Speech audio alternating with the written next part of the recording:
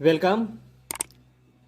तो देखिए, जो हम लोग का न्यू सिलेबस आया है तो कंबाइंड सिलेबस है, उसमें मिला जुला सिलेबस है। तो उस समय हम लोगों को कुछ समझ में नहीं आया। आप लोगों को कुछ बच्चे ऐसे जो हमारे पास फ़ोन करके भी पूछ रहे, कमेंट करके भी पूछ रहे कि सर ये हमको समझ में नहीं आया, ये क्या है नहीं है। तो हमने सोचा कि चलिए सभी क्लास का सभी सब्जेक्ट या खास करके जो अभी 10th बोर्ड है, जो बोर्ड कंपलसरी 10th और 12th है, ये सब के लिए हमने सोच रहा है कि अलग अलग सब्जेक्ट का अलग अलग सिलेबस का एक्सप्लेन अलग अलग तरीके से हम कर दें, ताकि जो मतलब कि समझ में आ जाए। टॉपिक वाइज हम उसको बता दें कि क्या पढ़ना है, नहीं पढ़ना है, कैसे क्या करेंगे नहीं करेंगे, उसमें कन्फ्यूजन है। ठीक है, तो ये वीडियो अंत तक देखिएगा तो समझ में आएगा आपको। पूरे अंत तक सब देखिएगा, ठीक है। और अगर आपके पास बुक है तो किताब को सामने खोलिए, उसके बाद वीडियो को प्ले कीजिए और किताब को ये चैप्टर को देखते जाइए। किताब में भी खोलिए और वीडियो भी देखते जाइए। देखिए, आपको मिलाते जाइएगा। जो आप इसमें लिखा हुआ उसको टिक लगाइए, जो पढ़ना है। जो नहीं पढ़ना है उसको छोड़ दीजिए, या फिर आप जो नहीं पढ़ना है उसको टिक लगाइए, जो पढ़ना है उसको छोड़ दीजिए। जो आपको अच्छा लगे वो करते जाइए। किताब खोल के ही बैठेंगे तो आप लोग को थोड़ा ज़्यादा समझ में आएगा। ठीक है, तो चलिए हम लोग स्टार्ट करते हैं। उससे पहले अगर आप हमारे चैनल पे न्यू हैं तो चैनल को सब्सक्राइब कर लीजिए और हमारे साथ आप जुड़ जाइए, क्योंकि इसके ऊपर साइंस, मैथ, इंग्लिश, ये सब सभी का आपको मतलब कि ये जो सिलेबस आ गया तो इस अनुसार आपको पढ़ाया जाएगा। इसके ऊपर आपका तैयारी फुल करवाया जाएगा। तो चलिए हम लोग स्टार्ट करते हैं। ठीक है, तो देखिए यहाँ पे सबसे पहले हमने यहाँ पे लिखा है कि class 10th science new syllabus जो आया है, जो 40% हटा के आया है ना, ये सिलेबस है। और ये सिर्फ 2021 फाइनल एग्जाम के लिए सिर्फ मान्य है। ठीक है, उसके बाद फिर आपका जो पुराना सिलेबस वो होगा या फिर नया सिलेबस जारी करेगी बोर्ड। तो चलिए देखिए, आप यहाँ पे हमने दो एक तरफ लिखा है पढ़ना है। जिसको पढ़ना है उसको हम एक साइड लिखे हैं, और जिसको नहीं पढ़ना है उसको एक साइड लिखे हैं। ठीक है, और इसमें एक चीज और है, जो पढ़ना है हम लोगों को उसको हमने ब्लू पेन से लिखा लिखा मिलेगा आपको, और जिसको नहीं पढ़ना है वो रेड पेन से आपको लिखा मिलेगा। ठीक है, तो चलिए हम लोग स्टार्ट करते हैं। तो सबसे पहले विज्ञान का फर्स्ट चैप्टर जो आपका है रासायनिक अभिक्रिया एवं समीकरण, इस चैप्टर को फुल पढ़ना है। पूरे चैप्टर को ही आपको क्लियर करना है, जरा सा नहीं, पूरा चैप्टर क्लियर करना है। दूसरा आपका है अम्ल, क्षारक एवं लवण, ये भी चैप्टर फुल पढ़ना है आपको, कहीं से कटौती नहीं किया गया। मतलब इस चैप्टर को, दोनों चैप्टर को आपको पढ़ना ही पड़ेगा। अब तीसरा है यहाँ पे धातु एवं अधातु, धातु एवं अधातु। तो देखिए, धातु एवं अधातु जो चैप्टर नंबर 3 है, उसमें से कुछ पॉइंट है दिया हुआ। ठीक है, टॉपिक हम लोग को जो दिया हुआ होता है उस टॉपिक के अनुसार हम बनाए हैं। जब शुरू कीजिएगा आप तो टॉपिक आपको मिलेगा, उसमें से क्या नहीं पढ़ना है, धातुओं की प्राप्ति। क्या नहीं पढ़ना है, धातुओं की प्राप्ति, और एक है संक्षारण। ये दो टॉपिक आप लोगों को नहीं पढ़ना है, ना के बराबर पढ़ना है आप लोगों को। ये धातुओं की प्राप्ति जो है, जिसमें से आप टॉपिक जब खोलेंगे तो शुरू में आपको मिलेगा जो, देखिए फर्स्ट टॉपिक है भौतिक गुणधर्म, धातु के भौतिक गुणधर्म पहला टॉपिक इसमें है। फिर दूसरा टॉपिक आपको अलग मिल जाएगा। फिर आपका दूसरा टॉपिक मिल जाएगा धातुओं के रासायनिक गुणधर्म, टॉपिक नंबर 2।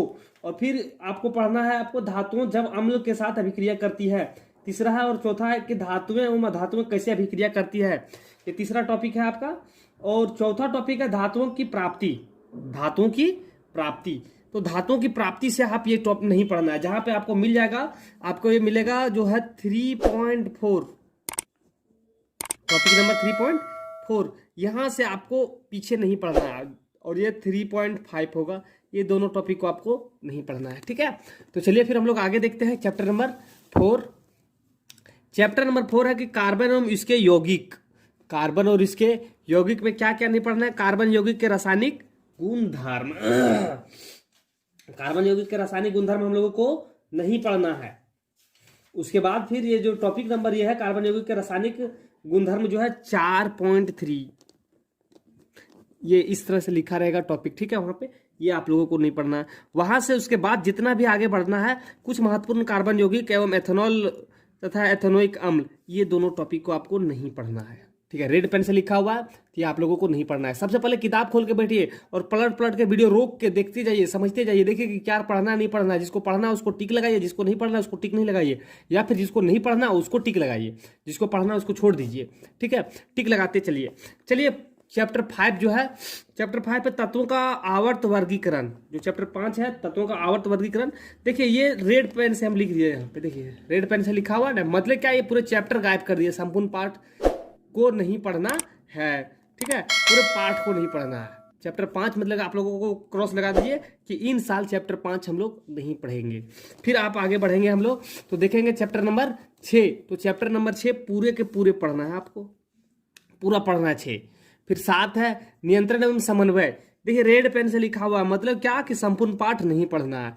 7 चैप्टर और 5 चैप्टर, 2 चैप्टर पूरा के पूरा नहीं पढ़ना है, ठीक है, याद रखेंगे। 7 और 5 2 चैप्टर आप अभी नहीं पढ़ रहे हैं। फिर आगे बढ़िए 8वां क्वेश्चन, 8वां की जीव जनन कैसे करता है। ये पूरे पाठ को पढ़ना है, जीव जनन कैसे करता है। इसमें जितना टॉपिक दिया हुआ सभी टॉपिक को आपको पढ़ना पड़ेगा, ठीक है। तो चलिए आगे हम लोग बढ़ते हैं चैप्टर नंबर 9। चैप्टर नंबर 9 में है अनुवांशिकता एवं जैव विकास। अनुवांशिकता एवं जैव विकास जो चैप्टर 9 है, इसमें से आप लोगों को जो टॉपिक है विकास, इस टॉपिक को आपको ना पढ़ना है। फिर आपका आगे मिल जाएगा आपको जाति उद्भव। जाति उद्भव को भी नहीं पढ़ना है आप लोगों को, मतलब इसमें जो भी चीज लिखा हुआ उधर रेड पेन से वो आप लोगों को नहीं पढ़ना है, ठीक है।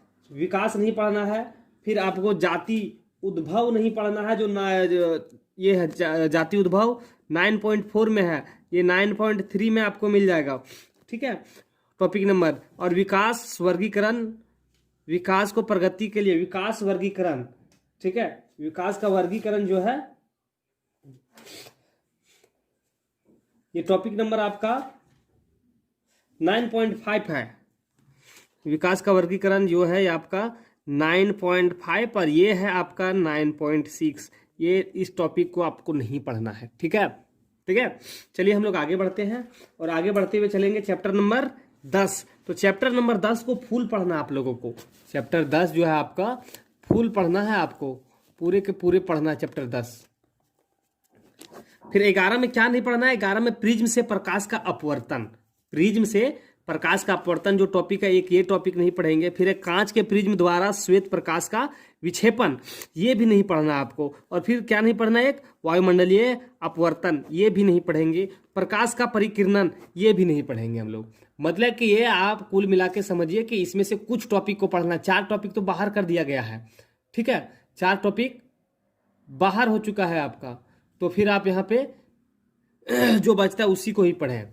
फिर आप आगे देखेंगे चैप्टर नंबर 12 जो विद्युत है, ठीक है। विद्युत को आप क्या देखेंगे कि विद्युत में धारा का प्राप्ति, एक ये है का प्रभाव और एक विद्युत शक्ति, ये 2 टॉपिक आपको नहीं पढ़ना है विद्युत में, ठीक है। चलिए देखिए इसमें विद्युत धारा के चुंबकीय प्रभाव जो चैप्टर नंबर 13 है, इस चैप्टर 13 को पूरे हटा दिया गया है, नहीं पढ़ना है आप लोगों को। रेड पेन से हमने लिख दिया है, मतलब रेड पेन का लिखा हुआ पढ़ना ही नहीं है। चैप्टर को हटा दीजिए, चैप्टर को देखना भी नहीं है पलट के इन साल एग्जाम के लिए। फिर आपका ऊर्जा का स्रोत, इस पूरे चैप्टर को पढ़ेंगे 14 और 15 भी पूरा चैप्टर पढ़ना है। 16 जो है आपका प्राकृतिक संसाधनों का प्रभाव, पूरे चैप्टर को हटा दिया गया क्योंकि रेड पेन से लिखा हुआ, रेड पेन से लिखा हुआ आपको पढ़ना नहीं है। जहां भी रेड पेन से लिखा हुआ है उसको पढ़ना नहीं है। ब्लू पेन पढ़िए, रेड पेन का नहीं पढ़ना है, ठीक है। तो आपका ये साइंस का टोटल था। साइंस उम्मीद है कि आपको समझ में आ गया होगा।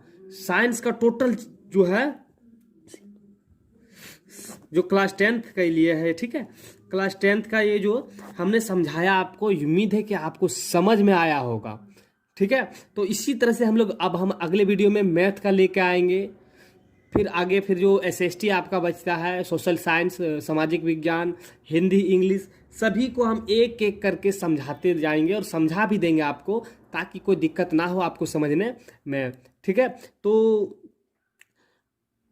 वीडियो अच्छा लगा है तो लाइक कीजिए, और अगर आप हमारे चैनल पे न्यू हैं तो काइंडली रिक्वेस्ट है कि आप चैनल को सब्सक्राइब कीजिए और अपने दोस्तों के साथ शेयर कीजिए, ताकि उन्हें भी समझ में आए और जो उनका कन्फ्यूजन है वो कन्फ्यूजन दूर हो जाए, और क्या पढ़ना है नहीं पढ़ना उसको समझ में आएगा। उस तरह से बोर्ड का जब एग्जाम होगी तो उसमें आप अच्छे नंबर लाने का प्रयास करेंगे, ठीक है। तो फिर चलिए हम लोग मिलते हैं अगले वीडियो में, तब तक आपसे हम अलविदा लेंगे। उससे पहले चैनल को सब्सक्राइब करके ही जाइएगा अगर नए हैं तो, और दोस्तों के साथ शेयर कीजिए और उन्हें भी सब्सक्राइब करने के लिए चैनल को बोलिए, ताकि हमारे चैनल ग्रो हो। फिर मिलते हैं हम लोग अगले वीडियो में।